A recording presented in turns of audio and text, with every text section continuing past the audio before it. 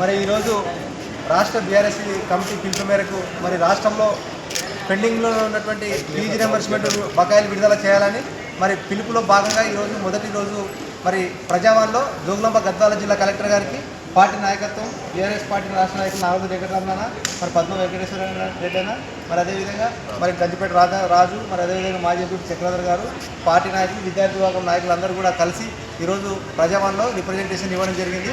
మరి తక్షణమే ఈ రాష్ట్రంలో ఉన్నటువంటి అంటే ప్రైవేట్ కాలేజీలో చదువుతున్నటువంటి విద్యార్థులకు మరి రాష్ట్రంలో దాదాపు 10,000 కోట్లకు పైగా పెండింగ్ బకాయిలు ఉన్నాయి. ఈ రాష్ట్ర ప్రభుత్వం కాంగ్రెస్ ప్రభుత్వం వచ్చి 2.5 సంవత్సరాలు అయితే కూడా ఇంతవరకు ఫీజు రియంబర్స్మెంట్లో విడుదల చేయలేదు, బకాయిలను విడుదల చేయలేదు.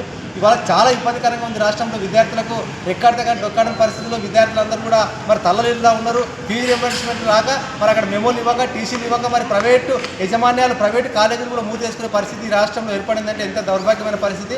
మరి ఈ రాష్ట్రంలో పేదలకు విద్యను దూరం చేయాలనే ఒక కుట్రలో భాగమే ఇవాళ ఫీజు రియంబర్స్మెంట్ విడుదల చేయలేకపోతుంది రాష్ట్ర ప్రభుత్వం. ఇవాళ ఊరేగడానికి డబ్బులు వస్తున్నాయి, కాంట్రాక్టర్ కమిషన్లు ఇస్తున్నారు తప్ప మరి విద్యార్థులకు బడుగు బలహీన వర్గాలకు ఫీజు రియంబర్స్మెంట్ ఇవ్వకుండా జాప్యం చేయడం వల్ల ఇవాళ రాష్ట్రంలో అన్ని ప్రైవేట్ కాలేజీలు కూడా మూత వేసే పరిస్థితి ఉన్నది. మరి ఎక్కడ పోయి చదువుకోవాలి? ఈ రాష్ట్రంలో ఉన్న ఎస్సీ ఎస్టీ బీసీ మైనార్టీ విద్యార్థులని ఈ సందర్భంగా డిమాండ్ చేస్తున్నాం. అందుకోసమని ప్రతి పెద్ద ఎత్తున రాష్ట్రంలో మరి రాష్ట్ర పిలుపు మేరకు కేటీఆర్ గారి ఆదేశాల మేరకు మరి గెల్లు శ్రీనివాస్ ప్రెసిడెంట్ ఆదేశాల మేరకు మరి ఇవాళ ప్రజావాళ్ళు ఫిర్యాదు చేయడం జరిగింది. మరి అట్లే రేపు కూడా మన కార్యక్రమం ఉంటుంది. రేపు ప్రతి కాలేజీలో కూడా డిగ్రీ కాలేజీలో హైకోర్టు ప్రధాన న్యాయమూర్తి గారికి పోస్ట్ కార్డు ఉద్యమం కూడా నిర్వహిస్తున్నాం రేపు. మళ్ళీ 29వ రోజు సంపూర్ణంగా అన్ని కాలేజీలు కూడా రాష్ట్రంలో అన్ని జిల్లాల్లో అన్ని కాలేజీలు కూడా బంద్ చేస్తూ ఉన్నాం. కాబట్టి ఈ కార్యక్రమానికి పెద్ద ఎత్తున జోగులాంబ గద్వాల జిల్లా విద్యార్థి విభాగం తరఫున ఇవాళ రిప్రజెంటేషన్ ఇవ్వడం జరిగింది. ఇక్కడికి వచ్చిన ప్రతి ఒక్కరు కూడా పేరు పేరున నమస్కారాలు తెలియజేస్తూ ముగిస్తున్నారు.